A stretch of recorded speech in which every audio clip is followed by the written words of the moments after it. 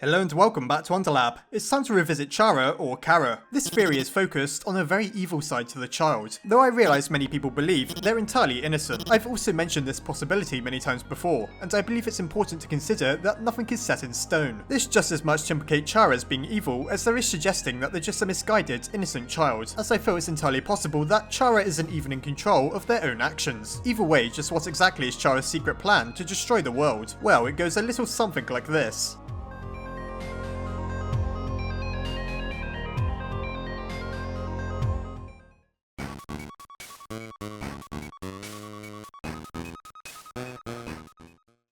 Chara is an enigma all throughout Undertale. Who they truly are is shrouded in mystery. What we do know about them is that they're the one we see falling down a hole during Undertale's introduction. This particular story is then elaborated upon when we fight Asriel, and we see that the young dreamer discovered the human child before bringing them back to his family. There, Chara became Asriel's adopted sibling. So how did they fall down such an obvious pit? Well, according to Asriel, there could have been a very dark reason as to why. It seems that Chara may have been suicidal as well as a misanthrope due to their apparent hatred of humanity. Though we're never told outright, it seems Chara took the plunge in the hopes of killing themselves. Regardless, that didn't happen, and instead Chara found themselves trapped underground with the rest of monster kind. You find out from videotapes in the True Laboratory that Chara came up with a plan to escape the underground. They poisoned themselves with buttercups and allowed Asriel to absorb their soul after they died, which meant Asriel could pass through the barrier as he possessed both a human and monster soul. Finally, the child's plan came to its ultimate conclusion. When confronted with human beings, they assumed that Asriel had killed Chara. Chara's soul attempted to urge Asriel to fight back and kill them all with the insane power that comes from having two souls, but he resisted and refused, eventually succumbing to his own wounds after escaping back to the underground. That's where Asriel's story ended for the time being, but Chara's certainly didn't. In fact, their presence lingers all throughout Undertale. Even on the true pacifist route, Flowey mistakes us for his former best friend, which explains why Flowey's theme is simply called Your Best Friend. We even inexplicably experience Chara's memories within Waterfall, and let's not forget to mention that we give the fallen child a name at the very beginning of the game. Why does such a seemingly absent character appear to hold so much relevance within the world of Undertale? Well, it's quite possibly because Chara's plan didn't end there. Actually, the cunning of the child was through the roof if you think about it. They first discovered the poisonous properties of buttercups by experimenting through using them on Asgore. They then immediately designed a plan using them in order to ensure their own death. What sort of morbid, calculating mind can form a scheme where one of the major steps is that the mastermind behind it has to die at one point? For that matter, what sort of child comes up with that? Well, the answer may be no child at all. Chara appears to have been the host for something very malignant, an idea I've discussed in the past as being a manifestation of determination. I won't focus on that for the time being, as I want to concentrate on their master plan to pretty much kill everyone and everything. So how much can you do from beyond the grave? Well, it seems to be a disturbing amount when you have a puppet like Frisk. It's not exactly clear how, but Chara is able to grow in strength should we choose to go down the path of evil. By the end of the genocide route, they've even come back to life, and they now hold the reins of the entire timeline. This could very well have been what Chara intended to happen all along. Through their intentional death and subsequent resurrection, Chara is able to take partial control of the much more able Frisk. Should we complete the true pacifist route after completing the genocide path, we realise that Chara is still with us, and depending on our choices, we either discover that Chara has taken control of Frisk, or that Chara's already killed everyone that we made friends with. That isn't the entirety of their plan though, and it doesn't really make much sense. Why would Chara kill the only people in the world to treat them with respect? It's probably more as if the monsters were obstacles to their ultimate plan, to take control of Frisk and use them in some way to have their cruel revenge on humanity. For some reason, Chara really has it in for just about everyone. Why though would a small child want to cause the deaths of so many people? That's a question with no clear answer. I've seen some people speculate that Chara was abused at the hands of humans, which is why they ran away from everyone and became so hateful. However, it's also possible that Chara became possessed by some sort of evil force, perhaps intrinsically tied to determination. After all, the wicked force that Chara possesses seems to have no problem hopping from child to child, like how Frisk becomes corrupted after completing the genocide path. However, it seems fairly certain that Chara has wicked intentions even before they found themselves trapped underground. In the videotapes, Azrael asks Chara to make a scary face. While it seems like the two are just playing around on the genocide path, should we refuse Chara's offer, we see a terrifying jump scare where Chara's face distorts and becomes more like a demon than a child. I'm sure it's no coincidence that one of the few details we know about Chara is that they can make a scary face, and the one that Azrael wished to see is undoubtedly the same one that we see. It almost appears as if their face is melting away, which could indicate an overflow of determination. After all, melting seems to be associated with DTR, as we see with Undyne and the Amalgamates. Therefore, Chara was almost certainly corrupted before they even fell underground, and something tells me them finding themselves within Mount Ebott was no mistake. It's almost as if Chara, or whatever controls Chara, is an entity trying to reignite the war between humans and monsters. However, their true goal appears to be a little less complex than that. From reading their speech after Chara's reincarnation, they describe themselves as being the feeling whenever a stat increases. This even includes innocuous stats such as gold. Therefore, Chara appears to be what lies at the heart of almost every RPG. In near enough every game, all we want to do is gain levels and become stronger. There's not really any purpose or clear reason as to why, other than a desire to complete the game. Though it can be fun, from an objective standpoint it does seem a bit pointless. You could argue that at the root of it all is the fact that we're determined. Chara appears to be that very sensation itself, the pointless urge to keep progressing even though there's no real reason to. On your genocide path, most players know that all that awaits them is misery and a bad time. Sure enough, the fights with Undyne the Undying and Sans are worth experiencing, but is there any real reason in completing the route? All it does is punish the characters that many Undertale players find so likeable. Well, it appears as if there really is no point. The do it because you can mentality sums up the genocide path, and Chara is the very embodiment of that. In other words, that's why we name the fallen child. Their true name may be Chara, and that must be the name of the child who once went down a dark path. However, the name of the evil they represent has any name we wish to give it. That can be Chara or anything else. It's most likely that the fallen child was overtaken by this evil desire to gain at any cost before the events of Undertale take place, and that's what turns them into such a cruel and manipulative creature. We know what Chara's ultimate ambition is then, to amass power regardless of who they have to hurt in the process. Notice how the child refers to the monsters as the enemy rather than anything specific. That's because to Chara, the whole world is just an obstacle in its way to achieving ultimate strength. In most RPGs, we just want to be stronger than every character we encounter. Undertale seems to be more focused on the idea that we can be more compassionate and understanding should we lower ourselves to the level of our enemy. Chara, meanwhile, discards that concept entirely. If Undertale was your traditional RPG where grinding stats is all that matters, they'd probably be the protagonist. In other words, the true character. The twist to them is the incredibly deceitful mind behind whatever Chara truly is. By making the fallen child encounter monster kind, they opened the gateway to power. After all, we know that the equivalent of 7 human souls and a monster soul can turn you into a god. No wonder why Chara tried to urge Azrael to kill the humans that attacks him. With a monster and human soul, both boss monster souls and human souls could be absorbed indiscriminately. Though this failed, Chara can once again be reawakened by a human with the same line of thought as themselves. If we complete both the genocide and true pacifist route, there's no stopping the entity known as Chara from escaping to the surface and claiming the souls of every human being that's ever lived, resulting in such incredible power that they could surely erase the entire universe. And what could possibly be more powerful than that?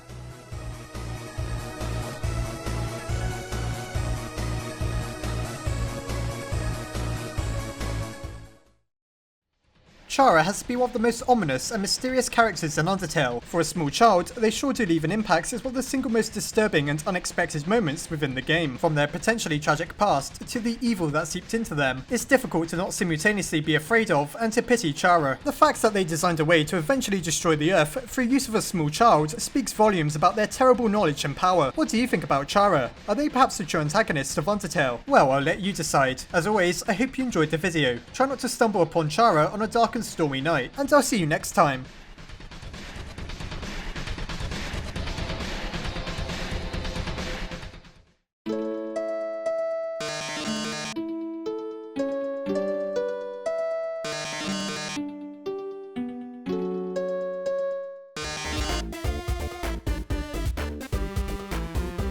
Before I go, I'd just like to say a massive thank you to my patrons. My head scientists Asgorn Shi, Cameron Vigil, Kay Jensen, Sophronius, Mary Morkan and Keir Bolritid. And my Underlab scientists Crystal Sleet, Nicholas Dux, Armin Arlett, Marisa Ray, Corey Kidwell, Yushio Coroni, Sarah Wydra, Emily Gatewood and Jerome M. Walker. If you enjoyed this video, please consider checking out the Patreon link below, as well as the video that explains why I'd so massively appreciate your contribution.